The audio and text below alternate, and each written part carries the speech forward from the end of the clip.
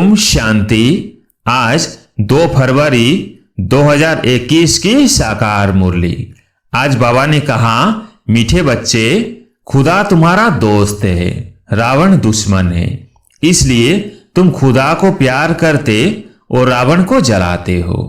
प्रश्न, किन बच्चों को अनेकों की आशीर्वाद सौतों मिलती जाती है? उत्तर, जो बच्चे याद में रह स्वयं भी पवित्र बनते और दूसरों को भी आप समान बनाते हैं, उन्हें अनेकों की आशीर्वाद मिल जाती है, वे बहुत ऊंच पद पाते हैं। बाप तुम बच्चों को श्रेष्ठ बनने की एक ही सीमत देते हैं। बच्चे, किसी भी देहधारी को याद न कर मुझे याद करो। गीत है, आखिर वो दिन आया आज। ओम शांति। ओम शांति का अर्थ तो रूहानी बाप ने रूहानी बच्चों को समझाया है। ओम माना मैं आत्मा हूं और यह मेरा शरीर है। आत्मा तो देखने में नहीं आती है। आत्मा में ही अच्छे व बुरे संस्कार रहते हैं। आत्मा में ही मन बुद्धि है, शरीर में बुद्धि नहीं है। मुख्य है आत्मा। शरीर तो मेरा है। आत्मा को कोई देख नहीं सकते। शरीर को आत्मा देखती है, आत्मा को शरीर नहीं देख सकता। आत्मा निकल जाती है तो शरीर जड़ बन जाता है। आत्मा देखी नहीं जा सकती, शरीर देखा जाता है। वैसे ही आत्मा का जो बाप है, जिसको ओ गॉड फादर कहते हैं, वह भी देखने में नहीं आते हैं। उनको समझा जाता है, जाना जाता है। हम आत्माएं सब ब्रदर्स है। शरीर में आते हैं तो कहेंगे यह भाई भाई है, यह बहन भाई है। आत्माएं तो सब भाई भाई ही हैं। आत्माओं का बाप है परम पिता परमात्मा। जिस्मानी भाई बहन एक दो को देख सकते हैं। आत्माओं का बाप एक है, उनको देख नहीं सकते। तो अब बाप आए हैं पुरानी दुनिया को नया बनाने। नई दुनिया सतयुग थी, अब पुरानी दुनिया कलयुग है। इनको अब बदलना है।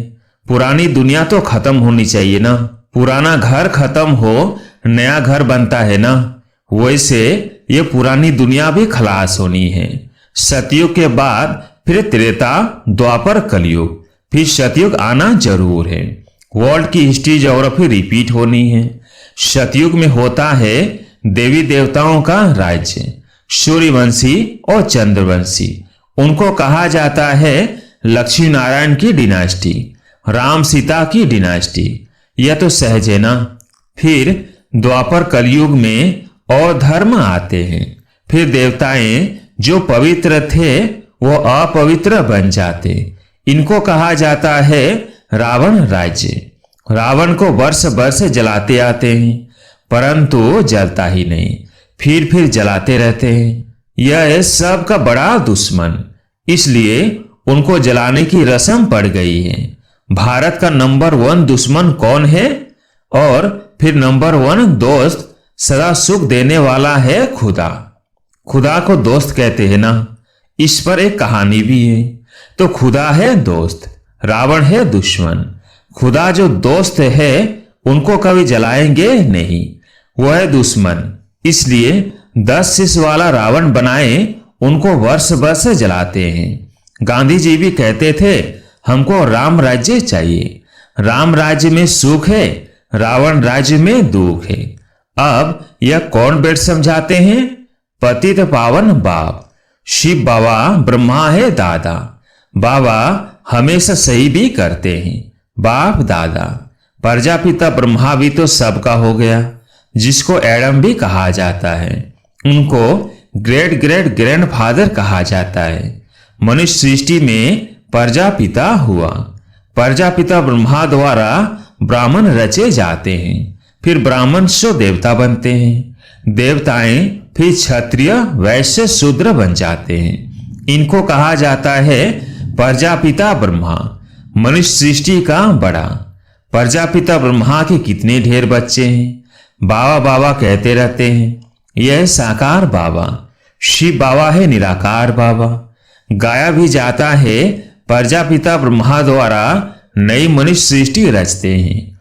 अब तुम्हारी यह पुरानी खाल है, यह है ही पतित दुनिया, रावण राज्य। अब रावण की आसुरी दुनिया खत्म हो जाएगी, उसके लिए ही यह महाभारत लड़ाई है। फिर सतयुग में इस रावण दुश्मन को कोई जलाएंगे ही नहीं, रावण होगा ही नहीं। रावण ने ही दुख की दुनिया बनाई है, ऐसे नहीं जिनके पास पैसे बहुत है, बड़े बड़े महल हैं, वह स्वर्ग में है। बाप समझाते हैं भल किसके पास करोड़ है, परंतु यह तो सब मिट्टी में मिल जाने वाले हैं। नई दुनिया में फिर नई खानियां निकलती है, जिससे नई दुनिया के महल आदि सारे बनाए जाते हैं। यह पुरानी दुनिया अब खत्म होनी है। मनुष्य भक्ति करते ही है सदगति के लिए। हमको पावन बनाओ, हम विशेष बन गए हैं। विशेष को पतित कहा जाता है। सतयुग में है ही वाइसलेस, संपूर्ण निर्विकारी है। वहां बच्चे योग बल से पैदा होते हैं, विकार वहां होता ही नहीं। न देह अभिमान न काम क्रोध, 5 विकार होते नहीं, इसलिए वहां कभी रावण को जलाते ही नहीं। यहाँ तो रावण राज्य है। अब बाप कहते हैं तुम पवित्र बनो, यह पति दुनिया खत्म होनी है। जो श्रीमत पर पवित्र रहते हैं वही बाप की मत पर चल विश्व की बादशाही का वर्षा पाते हैं। इन लक्ष्मी नारायण का राज्य था ना, अभी तो रावण राज्य है जो खत्म होना है। सतयुगी राम राज्य स्थापन होना है। सतयुग में बहुत थोड़े मनुष्य रहते हैं, कैपिटल दिल्ली ही रहती है, जहां लक्ष्मी नारायण का राज्य होता है। दिल्ली सतयुग में परिस्थान थी, दिल्ली ही गद्दी थी। रावण राज्य में भी दिल्ली कैपिटल है, राम राज्य में भी दिल्ली कैपिटल रहती है। परंतु राम राज्य में तो हीरो जवाहरातों के महल थे, अथाह सुख था। अभी बाप कहते हैं तुमने विश्व का राज्य गंवाया है, मैं फिर तुमको देता हूं, तुम मेरी मत पर चलो। श्रेष्ठ बनना है तो सिर्फ मुझे याद करो और किसी देदारी को याद ना करो। अपने को आत्मा समझ मुझ बाप को याद करो तो तमो प्रधान से शतो प्रधान बन जाएंगे। तुम मेरे पास चले आएंगे, मेरे गले की माला बनकर फिर विष्णु की माला बन जाएंगे। माला में ऊपर में मैं हूं, फिर 2 है ब्रह्मा सरस्वती। वही सतयुग के महाराजा महारानी बनते हैं। उन्हों की फिर सारी माला है जो नंबर 1 गद्दी पर बैठते हैं। मैं इस भारत को इन ब्रह्मा सरस्वती और ब्राह्मणों द्वारा स्वर्ग बनाता हूं। जो मेहनत करते हैं उन्हों के ही फिर यादगार बनते हैं। वो है रुद्र माला और वो विष्णु की माला। रुद्र माला है आत्माओं की और विष्णु की माला है मनुष्यों की। आत्माओं के रहने का स्थान वो निराकारी परम धाम है, जिसको ब्रह्मांड भी कहते हैं। आत्मा कोई अंडे मिसल नहीं है, आत्मा तो बिंदी मिसल है। हम सब आत्माएं वहां स्वीट होम में रहने वाली है। बाप के साथ हम आत्माएं रहती है, वो है मुक्ति धाम। मनुष्य सब चाहते हैं मुक्ति धाम में जाए, परंतु वापिस कोई एक भी जा नहीं सकते। सबको पाठ में आना ही है। तब तक बाप तुमको तैयार कराते रहते हैं। तुम तैयार हो जाएंगे तो फिर जो भी आत्माएं हैं वो सब आ जाएंगी। फिर खलास, तुम जाकर नई दुनिया में राज्य करेंगे। फिर नंबरवार चक्र लगेगा। गीत में सुनाना, आखिर वो दिन आया आज। तुम जानते हो जो भारतवासी अब नरकवासी है वो फिर स्वर्गवासी बनेंगे। बाकी सब आत्माएं शांति धाम में चली जाएंगी। समझाना बहुत थोड़ा है। अल्प बाबा बे बादशाही, अल्प को बादशाही मिल जाती है। अभी बाप कहते हैं मैं वही राज्य फिर से स्थापन करता हूं। तुम 84 जन्म भोग अब पतित बन गए हो। पतित बनाया है रावण ने। फिर पावन कौन बनाते हैं? भगवान, जिसको पतित पावन कहते हैं। तुम कैसे पतित से पावन, पावन से पतित बनते हो? वह सारी हिस्ट्री ज्योग्राफी रिपीट होगी। यह विनाश है ही इसके लिए। कहते हैं ब्रह्मा की आयु शास्त्रों में 100 वर्ष है। यह जो ब्रह्मा है जिसमें बाप बैठ वर्षा दिलाते हैं, उनका भी शरीर छूट जाएगा। आत्माओं को बैठ आत्माओं का जो बाप है वो समझाते हैं। मनुष्य को पावन बना ना सके। देवताएं कभी विकार से नहीं पैदा होते हैं, पुनर्जन्म तो सब लेते आते हैं ना। बाप कितना अच्छी तरह से समझाते हैं कि कहां तकदीर जग जाए। बाप आते ही हैं मनुष्य मात्र की तकदीर जगाने। सब पति दुखी है ना, त्राही त्राही कर विनाश हो जाएंगे। इसलिए बाप कहते हैं त्राही त्राही करने के पहले मुझ बेहद के बाप से वर्षा ले लो। यह जो कुछ दुनिया में देखते हो यह सब खत्म हो जाना है। Fall of Bharat, rise of Bharat, इसका ही खेल है। राइज ऑफ वर्ल्ड, स्वर्ग में कौन कौन राज्य करते हैं यह बाप ही बैठ समझाते हैं। राइज ऑफ भारत, देवताओं का राज्य। फॉल ऑफ भारत, रावण राज्य। अभी नई दुनिया बन रही है, बाप से पढ़ रहे हो नई दुनिया का वर्षा लेने। कितना सहज है यह मनुष्य देवता बनने की पढ़ाई। यह भी अच्छी रीति समझना है। कौन कौन से धर्म कब आते हैं, द्वापर के बाद ही और धर्म आते हैं। पहले सुख भोगते हैं फिर दुख। यह सारा चक्र बुद्धि में बिठाना होता है, जिससे तुम चक्रवर्ती महाराजा महारानी बनते हो। सिर्फ अरब और बे को समझना है। अब विनाश तो होना ही है। हंगामा इतना हो जाएगा जो विलायत से फिर आ भी नहीं सकेंगे। इसलिए बाप समझाते हैं भारत भूमि सबसे उत्तम है। जबरदस्त लड़ाई लगेगी, फिर वहां की वहां ही रह जाएंगे।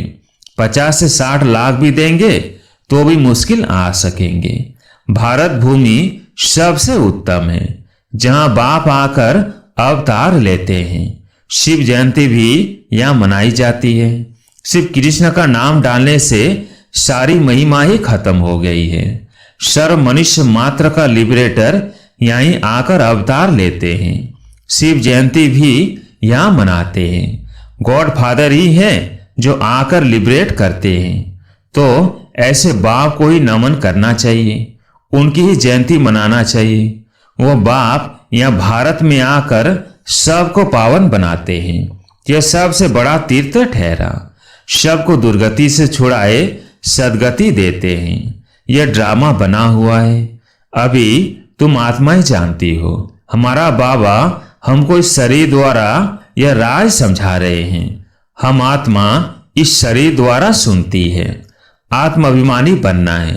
अपने को आत्मा समझ बाप को याद करो तो कट निकलती जाएगी और प्योर बन तुम बाप के पास आ जाएंगे। जितना याद करेंगे उतना पवित्र बनेंगे। औरों को भी आप समान बनाएंगे तो बहुतों की आशीर्वाद मिलेगी। ऊंच पद पा लेंगे। इसलिए गाया जाता है सेकंड में जीवन मुक्ति। अच्छा, मीठे मीठे शिकिलदे बच्चों प्रति माता पिता बाप दादा का याद प्यार और गुड मॉर्निंग। रूहानी बाप की रूहानी बच्चों को नमस्ते। हम रूहानी बच्चों की रूहानी बाप दादा को याद प्यार गुड मॉर्निंग नमस्ते नमस्ते।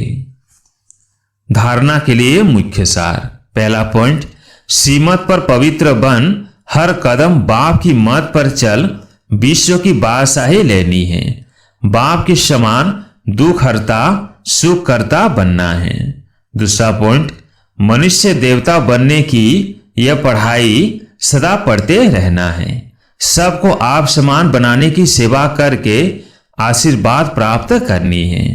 आज प्यारे मीठे बाबा का वरदान, अधिकारीपन की स्थिति द्वारा बाप को अपना साथी बनाने वाले सदा विजयी भव। अधिकारीपन की स्थिति द्वारा बाप को अपना साथी बनाने वाले सदा विजयी भव। बाप को साथी बनाने का सहज तरीका है अधिकारीपन की स्थिति। जब अधिकारीपन की स्थिति में स्थित रहते हो तब व्यर्थ संकल्प व अशुद्ध संकल्पों की हलचल में व अनेक रसों में बुद्धि डगमग नहीं होती। बुद्धि की एकाग्रता द्वारा सामना करने, परखने और निर्णय करने की शक्ति आ जाती है, जो सहज ही माया के अनेक प्रकार के वार से विजयी बना देती है। स्लोगन, राजयोगी वह है जो सेकंड में सार से विस्तार और विस्तार से सार में जाने के अभ्यासी है। राजयोगी वह है जो सेकंड में सार से विस्तार और विस्तार से सार में जाने के अभ्यासी है। अच्छा, ओम शांति।